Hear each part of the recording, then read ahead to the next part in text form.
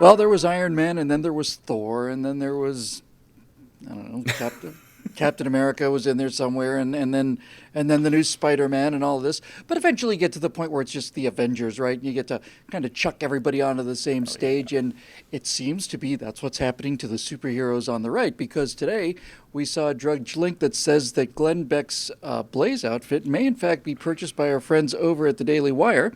Glenn Beck and the Blaze, of course, are friends of ours and everybody else, so the big story is about consolidation, whether this deal goes through or not. That's what we want to talk about today. Hi, everybody. I'm Bill Whittle here with Steve Green and Scott Ott here at the fiercely independent BillWhittle.com. Damn it. Nobody ever, it's almost like I don't even exist. I have a phone, you know. Actually, we had a story this morning saying that there was some discussion about the Daily Wire purchasing the Blaze, and then later on in this morning there was a statement on the part of Glenn Beck saying that the Blaze is not for sale. These kind of things are what you usually say when something is for sale. But since everybody is on our team and they're all friends of ours, close personal friends of ours, all I really want to do is talk about this idea of consolidation. Steve, let's start with you. Conservative Review has people who used to be completely independent. All of us work independently. Conservative Review now has Michelle Malkin and Mark Levin, Steve Crowder. It's a great lineup. Yeah, great lineup. The entire Instapundit, which used to be Instapundit, now employs you and a bunch of other bloggers that we used to know and still know and admire. Daily Wire has Ben Shapiro and what's his name? You know the guy. I can. That would be Andrew Klavan, ladies and gentlemen. That's the guy. Yeah, I knew there was some other guy. Klavan. And so on and so on. And what we're finding is that what were formerly independent bloggers like ourselves, who all three of us, by the way, were started out as independents, ended up in PJTV, another one of these late and lamented sort of consolidations. But Steve, why don't we just start with you? There is a strong economic argument to be made for this kind of thing. And it seems to me that there are slowly beginning to emerge on the deep pocket scene conservatives who are starting to get the idea that this is actually not only worth the money, but in fact an essential part of it. Do you think that this idea of putting a bunch of people into a bigger boat is a good idea, or do you think it somehow destroys the individuality that made this whole thing so fun in the first place? Well, you're going to love my first pass answer, which is it depends. I think there are two ways to go about this. In one way, you get to make a little bit of money, and in the other way, you get to spend a whole lot of money.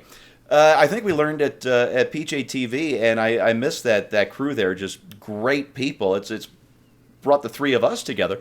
Tried the big budget, big subscription model, and it never quite panned out despite 8 years of really solid effort and a lot of money thrown into that effort in order to gain enough subscribers to keep the studio going in Los Angeles, the expensive Sony remote-controlled cameras going all over the country, and it was just a lot of money, and for political commentary and insight that people don't want to pay that much money for them. They may pay a little bit for it, but you can't get enough subscribers, I don't think, to keep that huge of an operation going. That's why I love working for BillWhittle.com, because we're small, we're scrappy, we were financially viable in 2 weeks after we launched this show in the ashes of PJTV. Because we that's correct. Yeah, that's right. We kept it small, we kept it scrappy, and we're just out there every week fighting. And we've got that cadre of core supporters who make this possible. And I want to take each and every one of home with me and just give you a big old kiss or a scotch, your choice. But the big I'll take the scotch. Yeah, I'll take the scotch as well. The big outfits have got to get somebody like the Koch brothers who are willing to make the money-losing investment in this to put their material out there for free. If you're going to go big, I think you've got to look at it as a loss leader, because I don't see the subscription model working to keep these huge studios like Glenn Beck's open. That's exactly precisely correct. Scott, we were talking so much last week and just kind of glowing about the whole SpaceX launch and how well that was working and how what a just remarkable sight it was, and talking about the years and years and years of rocket explosions and things happening out in the middle of nowhere when everybody was laughing at him. But we talked about something in SpaceX, in private space with SpaceX and Blue Horizon and all the rest of these startups. And it's true for aviation. It's true in conservative punditry as well, right? If you want to make a small fortune in this business, the only way to do it is to start with a large fortune, and that's basically what we've seen. We've seen a couple of cases in Conservative Review and Daily Wire where deep pockets from outside of the biz recognize the value of this and were ready to go along and take. In the case of Daily Wire, I know they knew that their model, which is not just subscription based, in fact, mostly is advertising based. They fully understood they were just going to be bleeding money for 3 or 4 years, then they'd start to basically be able to recover costs, and then they might start making some money on it afterwards. But the point is, the left understands that they don't expect to see a dime on this money, and George Soros throws, $12 billion at it and then just moved another $14 billion because the socialists understand in a way that the conservatives don't seem to. That's what we're up against, Bill. That's why we need our members to stay with us. Correct. If you can control the narrative and own what people feel through news media, movies, music, television, all the rest, if you can control what they feel, then what is a mere $20 billion? And I'm serious as I can be. What's $20 billion against the $70 trillion of personal wealth in this country that will be taken by these people if this whole socialism thing, continues to get the rose smell that they've been giving it all this time? Yeah, and I think that there's the main driver for consolidation in the kind of business that we're involved in, I think, is for the convenience of the viewer/listener. I think that's where it comes down to it, because right now we're basically saying to our viewers and listeners, hey, if you like Ben Shapiro and Andrew Klavan and Bill Whittle and Stephen Green and Scott Ott and Glenn Beck and blah, blah, blah, you've got to jump all over the place on different devices, different channels, different media, and you've got to be the consolidator. You've got to pull this together, and you've got to pay 3 different people. And you've got to pay different people for those that are driven. I don't know where the conceit came. The newspaper business operated profitably for years on 25% subscription revenue and 75% advertising revenue. And, that's just the way it was for years and years. Wall Street Journal was the first of the online newspapers that decided to basically put up a paywall and say, you don't get to see this unless you pay for it. You get a little hint of it, but you don't get to really see the meat of it. But the Wall Street Journal has something that nobody else has. They have hard data on financial investments that you can get from them and nowhere else. It's not just their opinions that people pay for. They pay for it because they want to get a hold of the numbers. They want to see the stock market data. And so that drives everything else.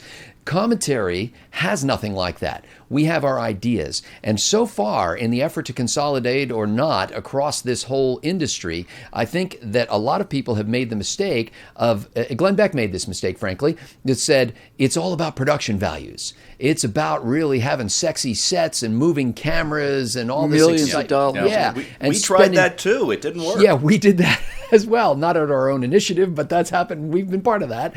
And, and that is what drives it. What they've really missed is that the heart of this matter is a person with an ability to communicate an idea. And that's what it comes down to. And that's what people are willing to pay for, whether through their advertising dollars. I've always been shocked when I occasionally wander through the room and some of my family members are watching regular TV, the kind that comes on your cable that's not part of a Netflix or Hulu or something like that. And I'm like, holy cow, my life is just burning away before my eyes as we watch these commercials that interrupt the programs every couple of minutes. It's unbearable all of a sudden, isn't it? Yeah. Oh, it drives me out of my mind. I mean, you're watching the Olympics and like, wait a minute, the guy's like in midair and they cut to a commercial. So, will he come down? Yeah. So anyway, I think that there is I think consolidation brings to it an ease of use for you, the viewer. that has an opportunity to basically see their whole cast of characters in one place or in just a few places. And you don't have to dip into your pocket to 6 different organizations to get the selection of great commentators. I think a partnership between The Blaze and Daily Wire makes a lot of sense. Frankly, I think a partnership between BillWhittle.com and the Daily Wire and the Blaze makes a lot of sense. And I have nothing to do with the business end of this stick, but Neither do I. What's that? Neither do I. Fortunately. But anyway, I do think that there's a benefit to you, the viewer, in being able to find that. Now, the challenge to us is in consolidating like that is that we become nothing but a little bubble of people who are all singing the same song in different ways, and we lose our ability to reach out in our individual ways to connect with the broader market of people who do not yet fully agree with us. Wish I had a little bubble of people I could. I have dogs. Yeah. There's so much that Scott said is absolutely true. The business about making this kind of thing work financially is true. You basically have to spend a large fortune to make a small fortune.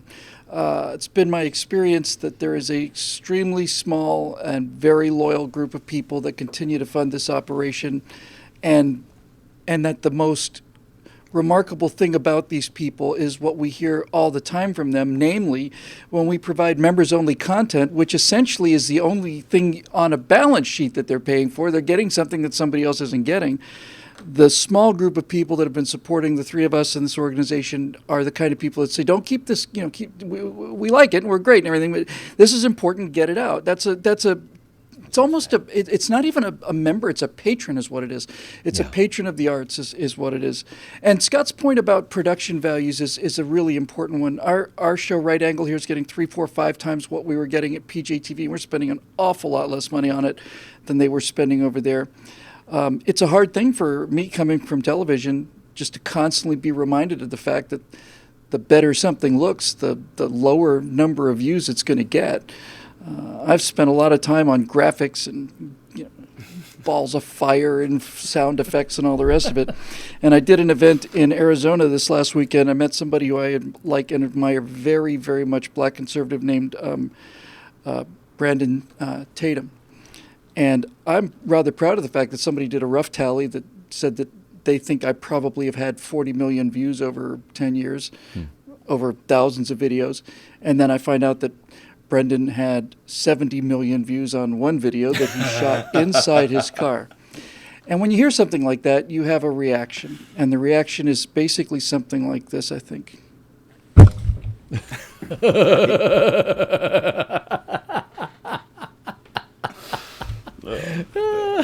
But nevertheless, he certainly earned it. So the whole situation is constantly changing and new. I do think there is one thing to be said for the idea of one conservative channel, only because then the members would be able to make one check or pay one monthly installment and get all the programming, and that would be great. Yeah. And you would also then be able to get ad revenues. And there are certainly people out there like Daily Wire that have figured out how to make this happen. I don't really want to give away too much, because negotiations are ongoing, but there was an offer out for BillWhittle.com for $960 million, but I figure if you're going to get that close to $1 billion, you might as well just go all the way. Hold out, last brother. 40. Yeah. If somebody wants to pony up the other 40, we'll probably do that. Did I say $960 million? I meant to say $960. That was my mistake. Oh, well. I apologize. So close. Do I get to keep the shirt?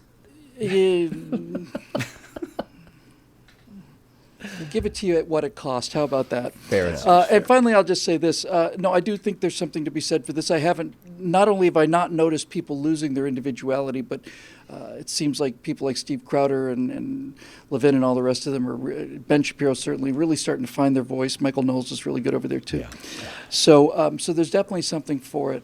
And in closing, I'd just like to say I, for one, would like to welcome our new rich billionaire Texas oil man overlords, and would like to remind them that as a trusted member of the media, I can be useful in rounding up other conservatives to serve in their underground money plants.